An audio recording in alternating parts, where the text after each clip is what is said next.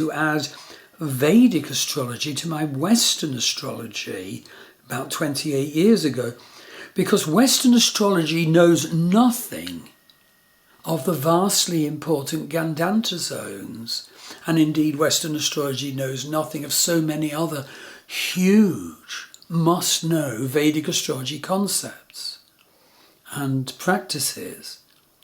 But that's not to reject Western astrology, because Vedic astrology can say quite ridiculous things because it doesn't take into account, well, sometimes the outer planets, but usually doesn't also take into account Chiron and Lilith, for example.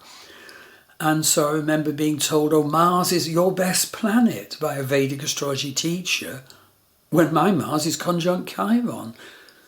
That's why my readings and my courses all include Vedic astrology, Western astrology crossover. And you can see my readings and courses in my Star Wheel Astrology website.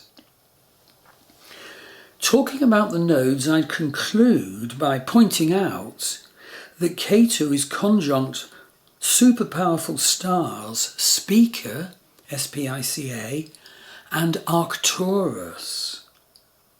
Now, Spica, briefly, is the nature of Venus and Mars and gives success and renown. And it's actually the anchor point of the Vedic sidereal zodiac. Whereas Western zodiac, the tropical zodiac, is based on the position of the sun on the spring equinox day, the vernal equinox, which of course moves against the backdrop of the stars. But it's valuable because the sun is our egoic self. Western astrology is essentially the astrology of our egoic self, understanding it more and more and more, and bringing better and better spiritual dimensions of understanding to it. Whereas Vedic astrology is orientated to our incarnational life purpose, our fate, our destiny in this incarnation. So important to know. And the richness of interpretation that I can give you in a reading or a course from the vastness of Vedic astrology techniques is absolutely incredible and actually so useful. As I said, I was going through past life and ancestral experiences in the last 18 months when I was having my nodal return, Ketu transiting over my natal Ketu. And I found that the past lives that are being described to me in readings exactly fitted what was indicated, for example, by my Vedic divisional charts or Varga charts, each of which says something supremely important about a specific area of our life, of our incarnation. So, the next point I want to cover is that there's a fraught and minefield energy to this eclipse new moon 4-planet conjunction. This 4-planet conjunction is actually not an easy one for the energies of each of the planets concerned. For example, if you apply Rashi Avashta's analysis, we see that the moon greatly feeds the energies of the sun, but the sun trashes the moon. And if you apply the techniques of Jagradhadi Avashtas from Vedic astrology, all the planets, except for Mercury and Saturn in the eclipse chart, are sleepy or sleeping, Shvapna or Sushupti. But, by contrast, Mercury and Saturn are Jagrat, wide awake, and totally ready to embody their nature and radiate their energies. Mercury and Saturn. Now, the next point that's so important to understand in the presence of this new moon is that Saturn is retrograde and turning direct on the 4th of November, so effectively it's stationary.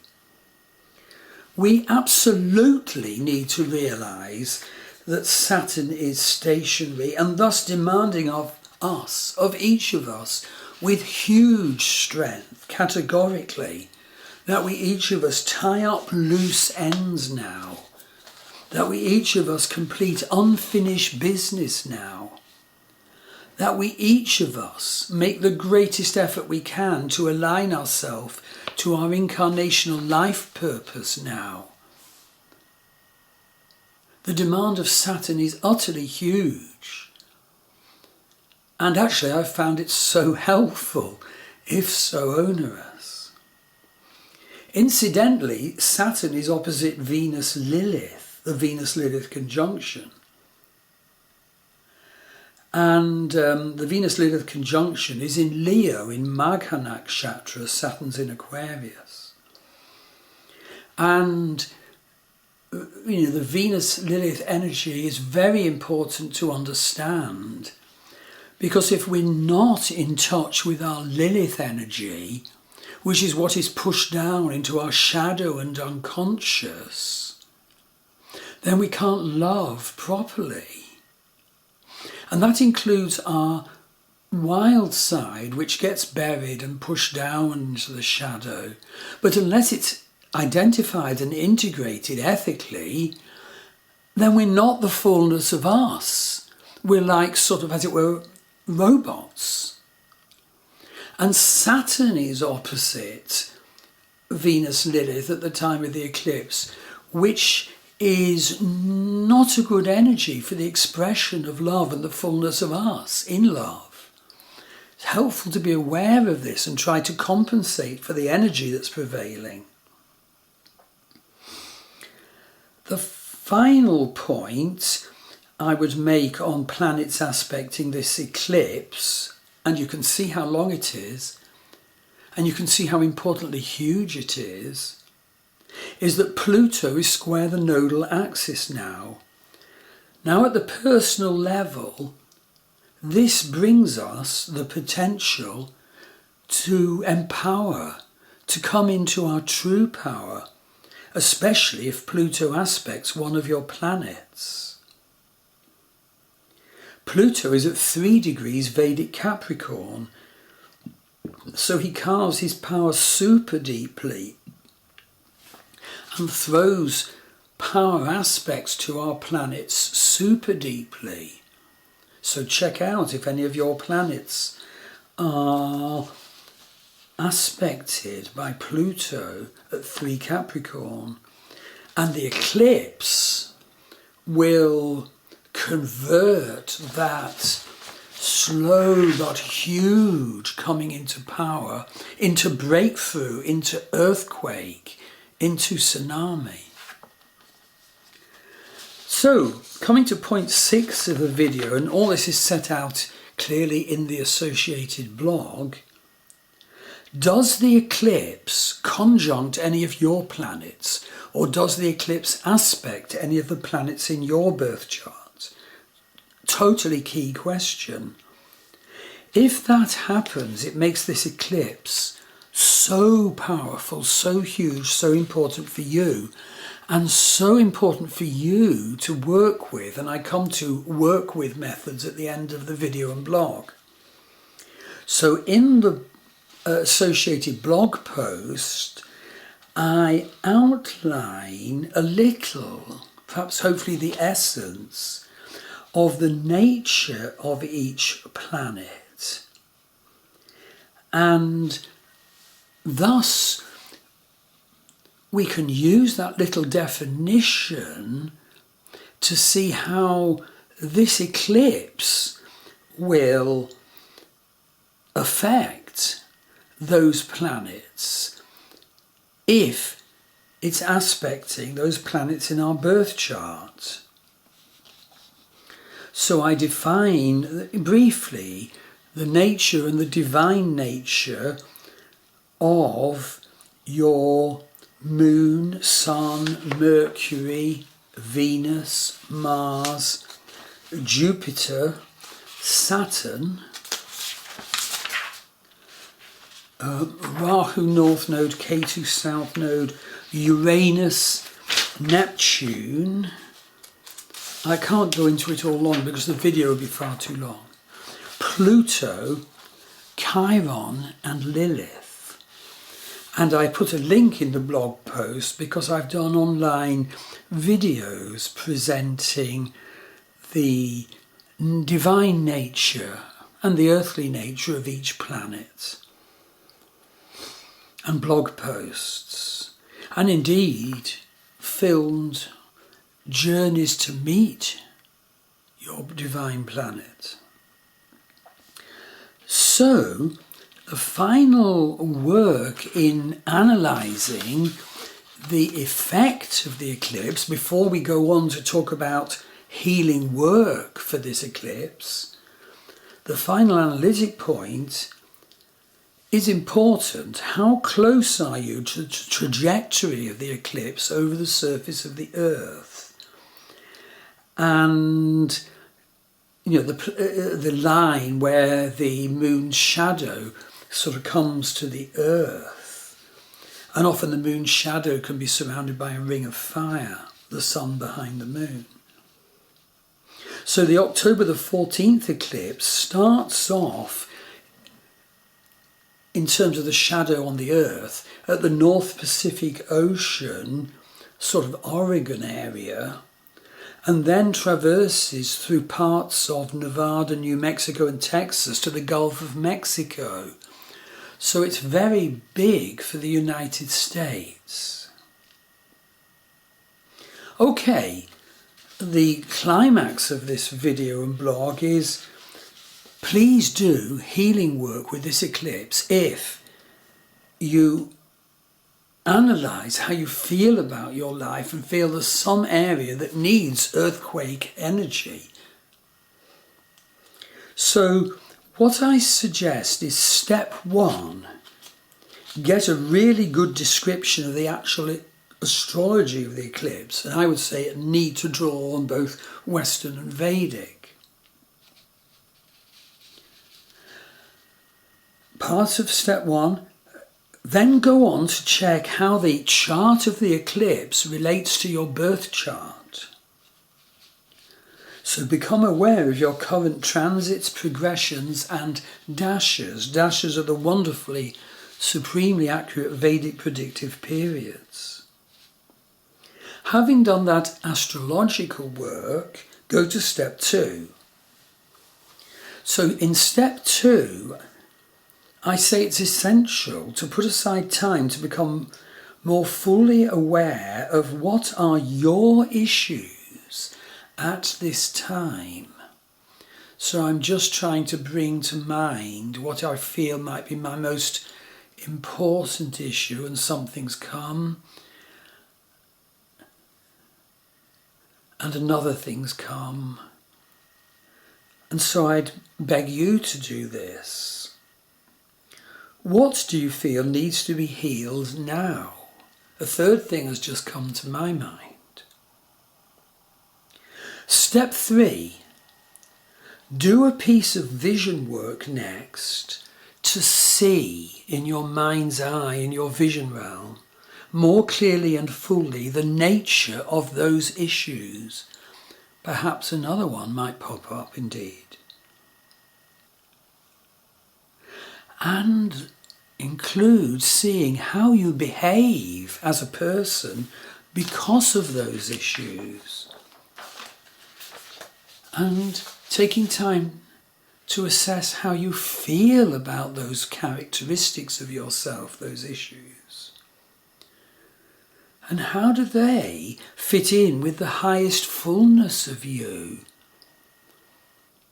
Your incarnational life path you, your destiny you, and the unfoldment of that. So you pause to do that, maybe just quite short piece of vision work, and perhaps write down the results. So you've identified what energies you want to bring eclipse energies to, and perhaps the eclipse would bring them anyway, even if you hadn't done the work, obviously. So step 4 is deeper envisioning work. Go deeper into the selected issues. Decide what is the best method or methods of dealing with them and healing them. include in this longer envisioning work session, perhaps ideally held on the day of the eclipse, envisioning the healed you. What's he or she look like? How does he or she stand? How does he or she behave? How does he or she talk? Etc. And see from that what changes in your current life path might be needed. These going deeper methods in this session might include the following: drawing or seeing in your vision a picture of the issue, drawing or seeing in your vision a picture of the you created by and affected by the issue. And then go on to try and identify what visionary, spiritual or magical methods of healing you should and must now use. These can include one or more of the following approaches. And of course other approaches, not on this list, might ideally really suit you. So step 5, selecting your healing approaches. Is it doing a vision work? Maybe shamanic drumming, shamanic healing? Could it be envisioning the divine nature of and working with the energy of the key planet relating to the problem area you saw? Drawing and working with tarot cards? Mantra? Dream work? In the moment you wake up, writing down your dream so you don't forget any part of it, and then holding a separate session where you go deeply into your dream. If you have an astrology reading with me, I can add that for a very small sum. We can do one together. And having gone into your dream, you can find that apparently inconsequential people or things within your dream are actually hugely important and powerful in your life, in your healing path. They can be creating a binding spell, which includes, rhyming. Again, I could help you with that as an add-on to an astrology reading.